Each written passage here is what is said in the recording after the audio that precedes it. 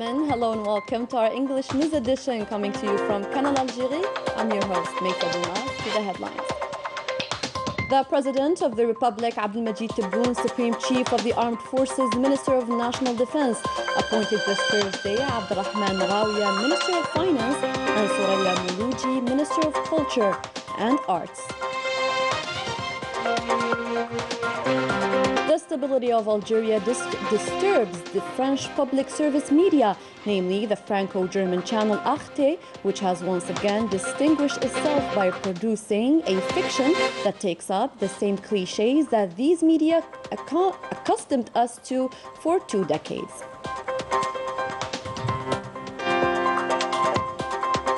The Sonatrach and the Chinese Sinopec Group signed a contract including the construction of a GNL storage tank with a capacity of 150,000 cubic meter at the Skikda complex, and another agreement of the Trans-Saharan gas pipeline was signed in Niamey between Algeria, Nigeria. 30 billion cubic meters will be transported annually through this pipeline. Finally, Moroccans take to the streets daily to express their demands owing to inflation, precautiousness, and the denial of the trade unions' rights, which provoke the collective protest that takes over the Kingdom of Morocco. Those were today's headlines. First in our news, in accordance with the provisions of Article 9, Paragraph 7 and 104 of the Construction, and after consultation with the Prime Minister, the President of the Republic, Abdelmajid Tebboune, Supreme Chief of the Armed Forces, Minister of National Defense, appointed this Thursday Abdulrahman Rawiya, Minister of Finance, and Soraya Moulouji, Minister of Culture and Arts. This was indicated in a press release by the Presidency of the Republic. The President of the National People's Assembly, Brahim Boughali, presented on Thursday in Cairo the main challenges for the achievement of peace and security in the Arab world. Speaking at the opening of the 32nd Conference of the Arab Inter-Parliamentary Union, Mr. Boughali said that achieving peace and security in the Arab space requires the fight against terrorism and its causes, the drying up of the sources of its financing, and the fight against organized crime in all its forms. Brahim Boughali also maintained that the Arab Summit, which will be held this year in Algiers, will mark a step towards the Arab world region for a better future in terms of security, peace and development. On the sidelines of the meeting, the chairman of the National People's Assembly met with the president of the Qatari Shura Council, Hassan bin Abdullah Al Ghanim. The meeting focused on the reality of distinguished relations between the two countries, as well as on ways to strive for bilateral advancement and cooperation at the parliamentary level. The meeting also provided an opportunity to review the latest developments in the Arab region and discuss the future of joint action, especially in light of the current challenges.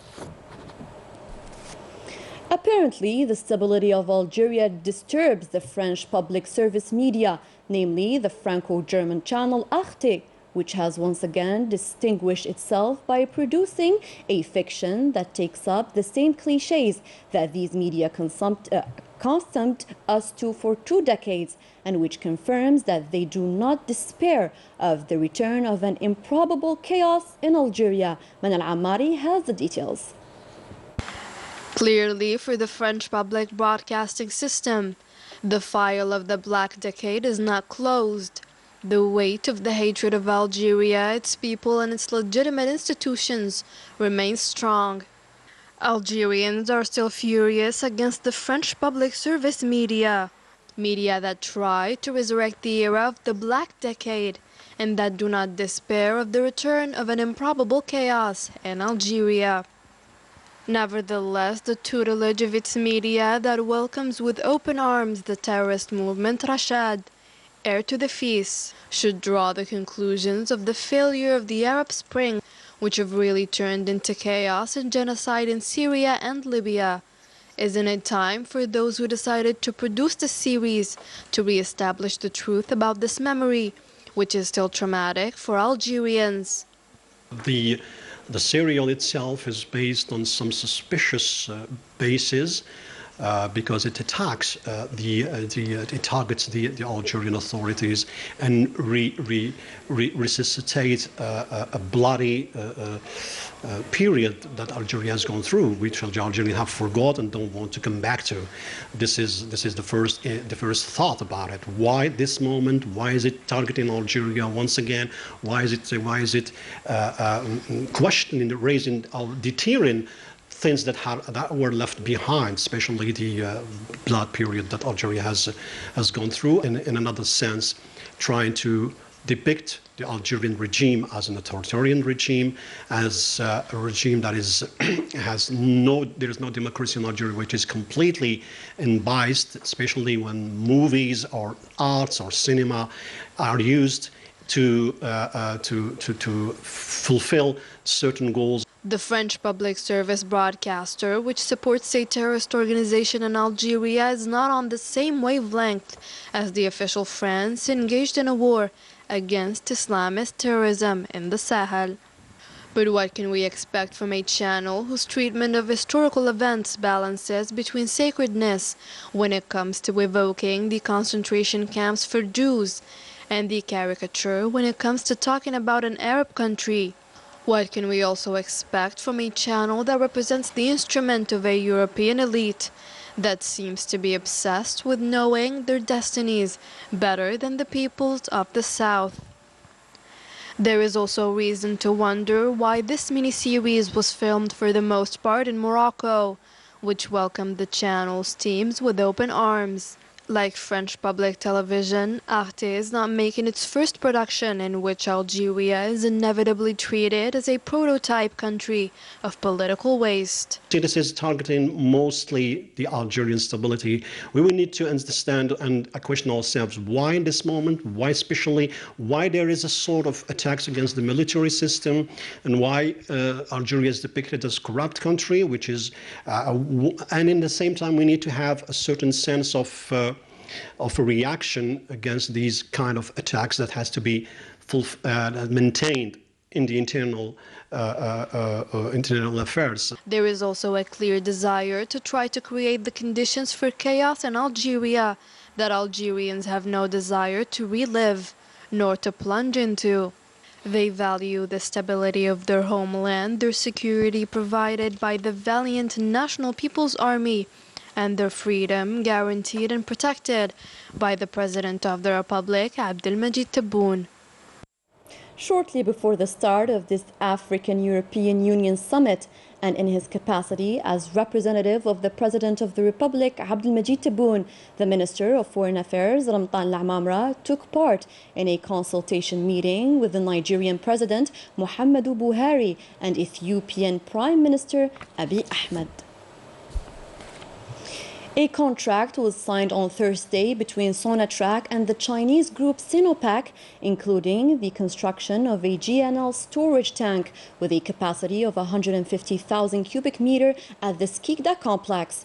The project includes the dismantling of 2 existing tanks, the construction of a new tank, as well as the supply and installation of equipment for the connection of the future tank to the new GNL loading system of the project under construction of the new jetty dedicated to extension of the oil port of Skikda. The contract is worthy 25 billion dinars, and its realization will take 40 months. The CEO of Sonatrach, Toufiq Hakkar, said that the development of the capacities of the oil port of Skikda will allow to export GNL to Asian and South American markets and to consolidate the position of Sonatrach as a regional leader in the production of GNL. Moving on to energy field, the agreement of the Trans-Saharan gas pipeline was signed in Niamey between Algeria, Niger and Nigeria. 30 billion cubic meters will be transported annually through this pipeline. A roadmap for the realization of this project has been established. The details with Rania Al-Bahri. A trans-Saharan pipeline of 4,000 kilometers extending from Nigeria to Algeria via Niger for the transport of several billion cubic meters of gas via the Algerian network. The agreement was signed in Niamey between the three countries. It's a project that has several social economic consequences for the three countries. We agreed to set up a whole work program from the next month. The agreement related to the realization of this project was signed. We also established a group of experts, and the progress assessment meeting of this project will be held next month in Abuja, Nigeria.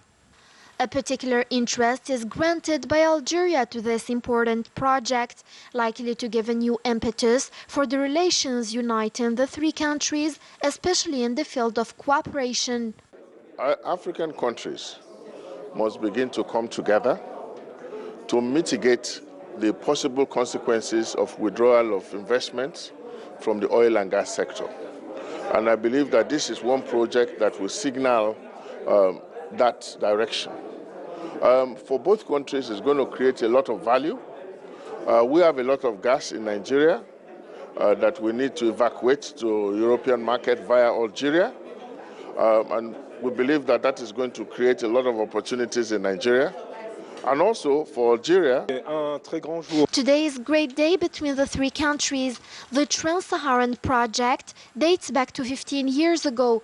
It's already more than 6 years that the project has been suspended.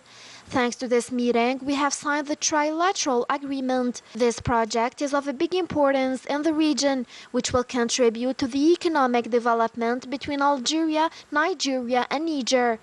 This meeting reached a common vision on the importance of the project and its international scope, in particular, the gas supplies to the markets. Algeria was the guest of honor at the third edition of the Mining and Petroleum Forum of the Economic Group of West African States held in the capital of Niger, Niamey. The forum, organized under the theme Integrating the Mining and Petroleum Industries in the Development of Regional Value Chains, addressed the potential of regional supply chains and the prospect of harmonizing key elements of the sector's policy frameworks in the region. The Energy and Mines Minister Mohamed Arqab and the CEO of Sonatrach Group, Toufiq Hakkar, took part. 22 oral questions were asked this Thursday during a plenary session. They concerned 7 sectors in all: interior local authorities and territorial development, higher education and scientific research, culture and arts, agriculture and rural development, and public works. To COVID-19 updates now, the downward trend is increasingly confirmed. The latest report from the Ministry of Health shows 375 new infections, 323 recoveries, and 10 deaths. An epidemiological situation that requires vigilance and respect for the barrier measures from all citizens. In the sector of health, 2 new services of urgencies, namely the Hospital of Salim Zmirli and Mustafa Pasha, were inaugurated by the Health Minister Abdelrahman Ben Bouzid and the Governor of Algiers, Ahmed Maabed. Given the particular interest of the President of the Republic, Abdelmajid Tebboune, in the health sector, the local authorities of the capital are following several projects in the field, including maternal and child protection services and a new hospital with a capacity of 60 beds. Moving on to Morocco, inflation, precautiousness, denial of the trade unions' rights all provoke the collective protest that takes over the Kingdom of Morocco. Moroccans take to the streets daily to express their demands. Leticia Sidqawi has the details. Nothing is going right in Morocco. Poverty, unemployment, rising prices, and a free-falling purchasing power add to that corruption and social injustice. Moroccans are also demonstrating against the sanitary pass. This is the daily truth of the Makhzen regime ruling. The complaints and the displeasure is general. No government has provided solutions to the multi-dimensional crisis that Morocco is undergoing. Today, the demonstrations are multiplying, and the demand for the departure of the head of the current government and all its members is louder.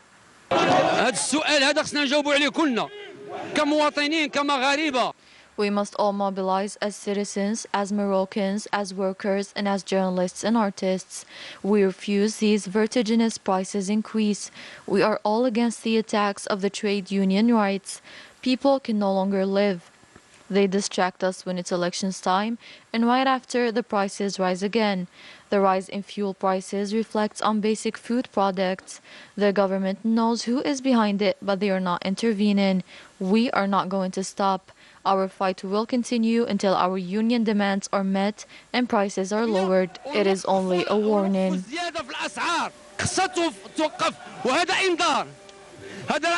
هذا الوقفة خدتها نقابتنا لغلاء المعيشة والفرض الجواز إجباري. We organized this demonstration to protest against the expensive life costs and against the obligation of the sanitary pass. Moroccan society is suffocating. The health crisis has done enormous damage and people are affected. They no longer have an income. It is poverty that is settling and the prices are soaring. We cannot handle this anymore. كورونا ما سادين وفي التالي كيجي هذا الارتفاع المهول للأسعار. Rising prices, unemployment, and denial of trade union rights, which has more than hundreds of thousands of workers unsatisfied. الحالة ديال الشعب المغربي حالة مزرية وحنا جزء منه. Precariousness plagues the kingdom. Moroccans are becoming poor and we are included. More than 400,000 workers have been dismissed and more than 120,000 companies were closed. We see that in the 2022 finance law that the government does not bring us any solution. We are not interested in it.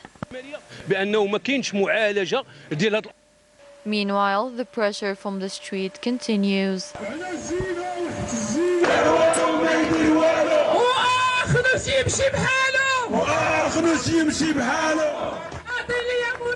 And then there is also the number of victims of human trafficking in Morocco, which has experienced a significant increase over the last 3 years, with a total of 719 victims, mostly adults. The percentage of minor victims, men or women, having reached 47.41%, according to the National Commission for the Fight and Prevention Against Human Trafficking. The report also underlines that sexual exploitation is the most common form of human trafficking, with 283 cases, followed by the exploitation in begging with 56 cases and forced labor with 35 cases, in addition to other forms of human trafficking and smuggling. Internationally, the Sahrawi President Brahim Ghali, accompanied by the Sahrawi delegation, participated in the proceedings of the 6th summit of the heads of states and governments of the African Union and European Union, which was in the Belgian capital, Brussels. That was it for our news edition. Thanks for tuning in to our program. Good night.